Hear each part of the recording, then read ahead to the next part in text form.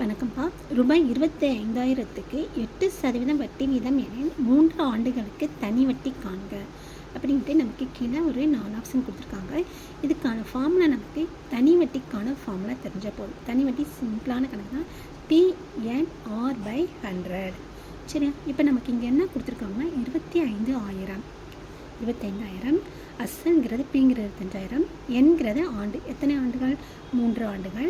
ஆறுங்கிறது வட்டி வீதம் 8/3. சரி, இப்போ நம்ம 2 ஜீரோவுக்கு 2 ஜீரோ அடிச்சிடலாம். பாருங்கள், இப்போ 24 25 நமக்கு பெருக்குன்னு இங்கே என்ன வரும்னா 600. அது கூட எக்ஸ்ட்ரா ஒரு ஜீரோ இருக்கா? அப்படின்னா 6,000. இதனுடைய ஆன்சர் நமக்கு 6,000ப்பா. ஓகேம்மா, தனி வட்டி நமக்கு 6,000 கிடைக்கும். அடுத்த சம்பா.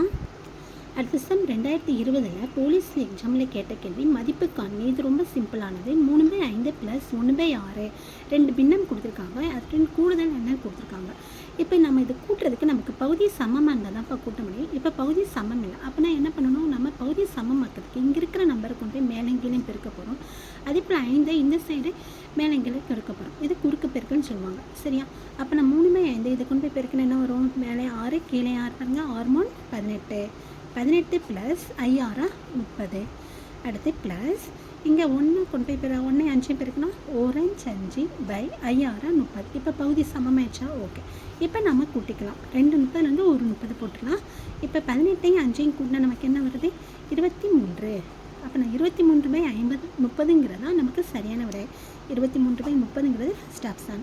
அடுத்த சம் நமக்கு குரூப் 4ல் 2022 கேட்ட கொஸ்டின் பார்ப்போம். 4/3.5 = 2/5 என்பதற்கு சமமான விகிதம் அப்படின்னு நமக்கு கொடுத்துருக்காங்கப்பா. இது நம்ம ஃபஸ்ட்டு நமக்கு அடுக்குகளில் என்ன பண்ண போகிறோம்? அடிப்பானம் சமமாக இருக்கிறாப்பில் பார்ப்போம். இங்கே 4 இருக்கா? அப்போனா இது 2/2. அதனுடைய பவரை என்ன பண்ண போனால் 3/5 அவங்க கொடுத்தது. இந்த சைடு என்ன இருக்குது? இது ஈக்குவல் இல்லாமல் ஈஸ்ட்டு 2/5. சரி, இப்போ நம்ம என்ன பண்ணலாம்? அடுக்கடுக்கையும் பெருக்கலாம். 2/7 2/5 அப்படி வரும். சரியாப்பா? இப்போ நமக்கு இது ஈக்குவலாக இருந்தால் அடிமானம் சமம் என்றால் அடுக்கும் சமம் அப்படின்னு சொல்லி நம்ம 7:5 எடுக்கலாம். ஆனால் அப்படி எடுத்துக்கூடாது. இதற்கான ஆன்சர் 7:5 கிடையாது. அப்புறம் என்ன பண்ணுங்க பாருங்கள், 2/7னா 2 நம்ம 7 தடவை போட போகிறோம். ஓகேவா? 2 × 2. அடுத்து ஈஸ்ட்டு எத்தனை இருக்குது? 2/5. அதே மாதிரி 2 5 தடவை போட்டுக்கலாம். ஓகேப்பா?